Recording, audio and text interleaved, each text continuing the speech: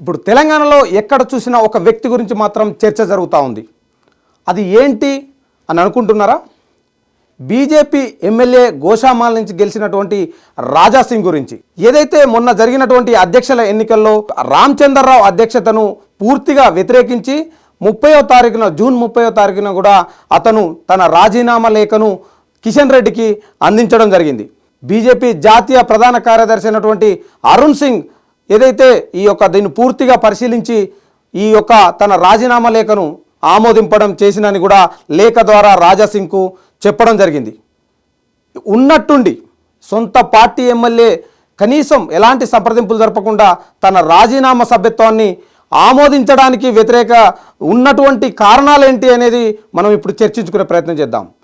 ఎందుకంటే ఏదైతే రామచంద్రరావుకు సంబంధించినటువంటి అధ్యక్షతను ఇతను వ్యతిరేకించడం, రాష్ట్రాల్లో జరుగుతున్నటువంటి బీజేపీ పార్టీ వ్యవహార శైలిపైన కూడా అతను కొన్ని ఫిర్యాదులు చేయడం జరిగింది. కానీ ఆయనే తన సభ్యత్వానికి రాజీనామా చేస్తున్న తరుణంలో ఒక్క వారం రోజుల్లోపే నిర్ణయం తీసుకోవడం, తను అయితే గతంలో కూడా చాలా వ్యాఖ్యలు చేయడం జరిగింది. పార్టీకి సంబంధించినటువంటి అంతర్గత వ్యవహారాలు కూడా బయటపెట్టి చాలాసార్లు కూడా పార్టీ నుంచి సస్పెండ్ చేయడం జరిగింది.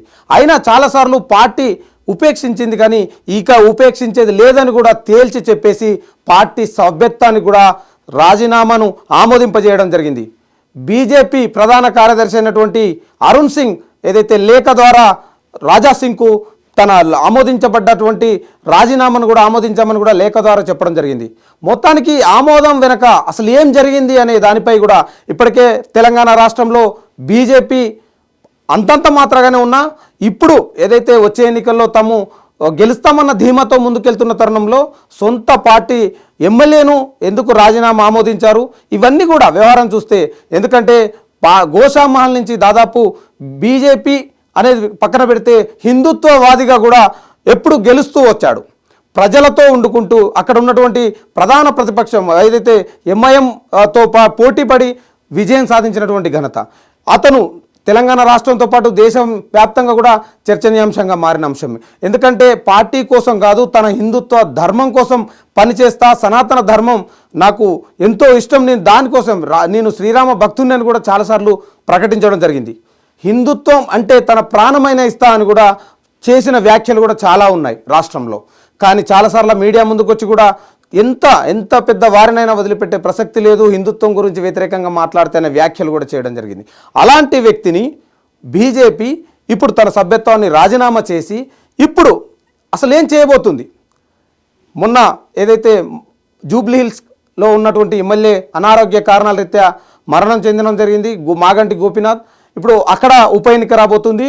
ఎందుకంటే రాజ్యాంగంలో 10వ షెడ్యూల్ ప్రకారం ఒక శాసనసభ్యుడు తన సొంత సభ్యత్వాన్ని గనక రాజీనామా గనక ఆమోదింపబడితే అతను పదవి కోల్పోయే అవకాశం ఉంటుందని కూడా 10వ షెడ్యూల్లో రాజ్యాంగం పూర్తిగా చెప్పడం జరిగింది. ఎందుకంటే ఇప్పుడు తానే రాజీనామా ఆమోదించాలని కూడా లేఖ పెట్టుకోవడం, పార్టీ ఆమోదించడం, ఇప్పుడు తన గోషామహల్ టికెట్ కూడా ఎందుకంటే తన పదవిని పోనుంది, ఎందుకంటే షెడ్యూల్ 10వ ప్రకారం కూడా అతని ఆ పదవి కూడా పోనుంది. కానీ రాజా సింగ్ దీనిపై ఇప్పటి వరకు కూడా కొన్ని మాత్రమే వ్యాఖ్యలు చేయడం జరిగింది. తాను బతికున్నంత వరకు బీజేపీ పక్కన పెడితే నన్ను బీజేపీ సస్పెండ్ నా ఆమోదాన్ని చెప్పినా కూడా నేను హిందుత్వం కోసం పనిచేస్తా, సనాతన ధర్మం కోసం పనిచేస్తా అని కూడా ఒక చిన్న ప్రకటనలు చెప్పడం జరిగింది. కానీ ఏది ఏమైనా కూడా గోషామహల్ ఇప్పుడు ఉప ఎన్నిక కూడా రాబోతుందని కూడా చర్చనీయాంశమైంది. ఇప్పుడు రాష్ట్ర రాజకీయాలలో ఇప్పుడు అంతా కూడా అంటే తెలంగాణ రాష్ట్రంలో అధికారంలో ఉన్నటువంటి కాంగ్రెస్ పార్టీ పూర్తిగా జూబ్లీహిల్స్పై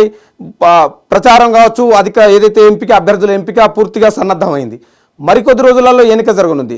దాంతో పాటే జూబ్లీహిల్స్తో పాటు గోషామహల్ టికెట్ కూడా ఉప ఎన్నిక రానుంది. ఈ ఉప ఎన్నికల్లో రాజా సింగ్ భవిష్యత్తు ఏంటి? అసలు ఈ ఉప ఎన్నికల్లో అసలు రాజా సింగ్ నిలబడతాడా లేడా?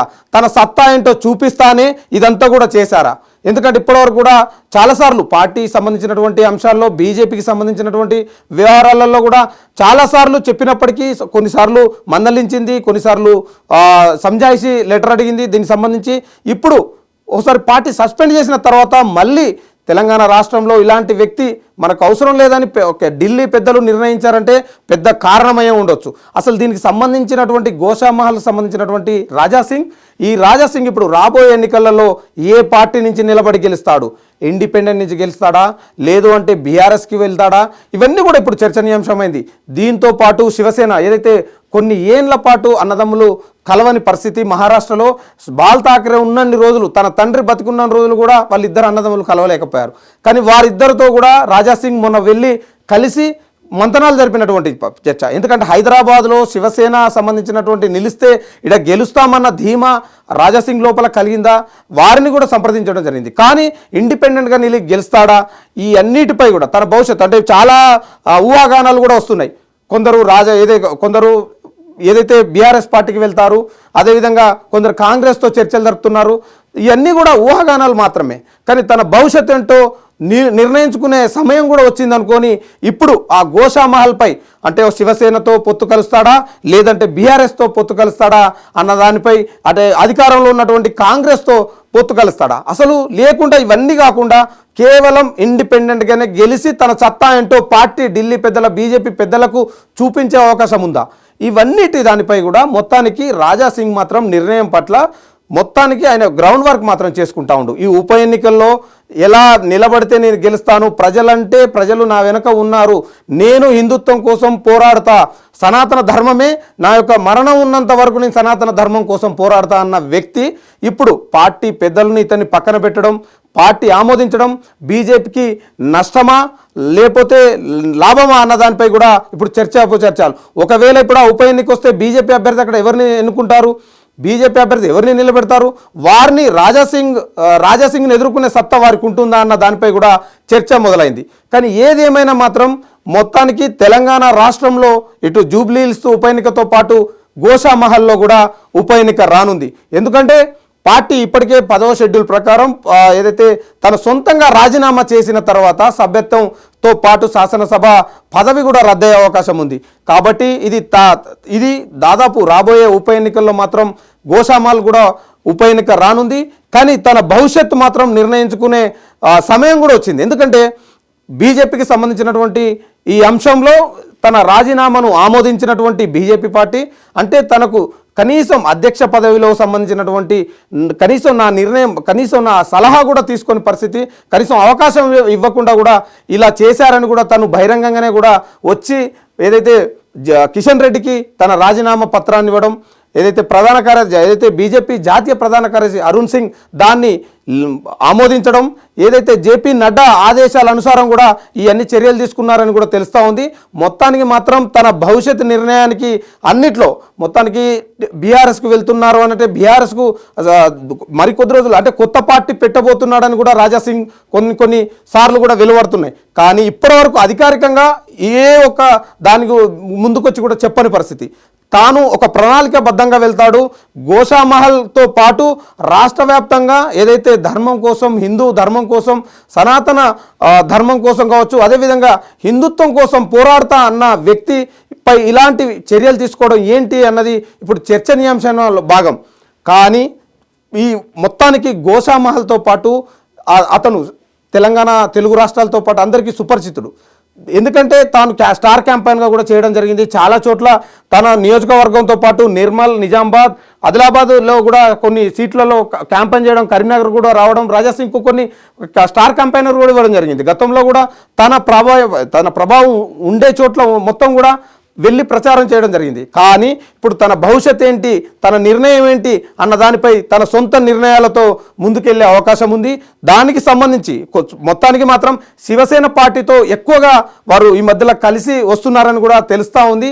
దాంతోపాటు సొంత పార్టీ పెట్టే మాత్రం అవకాశం, ఎందుకంటే పార్టీ పెడితే దాన్ని ఉన్నటువంటి వ్యవహారాలు అంటే భరించలేనంత ఇప్పుడు ఉన్నటువంటి ఖర్చులు కావచ్చు, ఇవన్నీ వ్యవస్థ పార్టీని నడపాలంటే తనలో చాలామంది రావాల్సి ఉంటుంది. కాబట్టి కొత్త పార్టీ పెట్టే అవకాశం తక్కువే అయినప్పటికీ శివసేనతో వెళ్ళే అవకాశం కూడా ఉందని కూడా చాలామంది కూడా అభిప్రాయపడుతున్నటువంటి పరిస్థితి.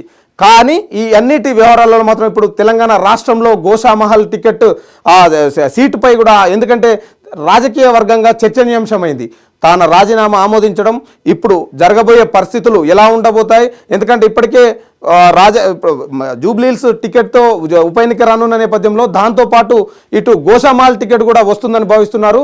కానీ తన రాజకీయ భవిష్యత్తు మాత్రం తాను క్లియర్గా ఉన్నాను, కానీ హిందూ ధర్మం కోసం పనిచేస్తానని కూడా చెప్పిన నేపథ్యంలో ఇప్పుడు రాబోయే ఎన్నికల్లో ఎలాంటి వ్యూహాలు రచిస్తాడు అసలు దానికి సంబంధించి, ఎందుకంటే తన భవిష్యత్ ఏంటో తను ముందుగానే, అంటే ఎందుకంటే కరాఖండిగా మాట్లాడే వ్యక్తుల్లో రాజాసింగ్ ఒకరు ఉంటారు కాబట్టి ఆ కరాఖండి విషయాలలో కూడా తన సొంత నిర్ణయాలకు ఇప్పుడు ఏంటంటే తను ఏదో కోపంతో ఇచ్చినటువంటి లెటర్ కాదు ఇది, ఎందుకంటే రాష్ట్ర అధిష్టానం మీద వ్యతిరేకించి పార్టీకి భిన్నంగా వ్యవహరించారు కాబట్టే సస్పెండ్ చేయాల్సి వచ్చిందని కూడా పార్టీ చెప్తున్నటువంటి పరిస్థితి. అలాంటి పరిస్థితులలో ఇప్పుడు రాజాసింగ్ ఎలాంటి నిర్ణయం తీసుకుంటాడు, తన భవిష్యత్ ప్రణాళిక మొత్తం కూడా సిద్ధం చేసుకుంటున్నటువంటి పరిస్థితి కనిపిస్తూ ఉంది. ఇది ఇవాటి తెలంగాణ పొలిటికల్.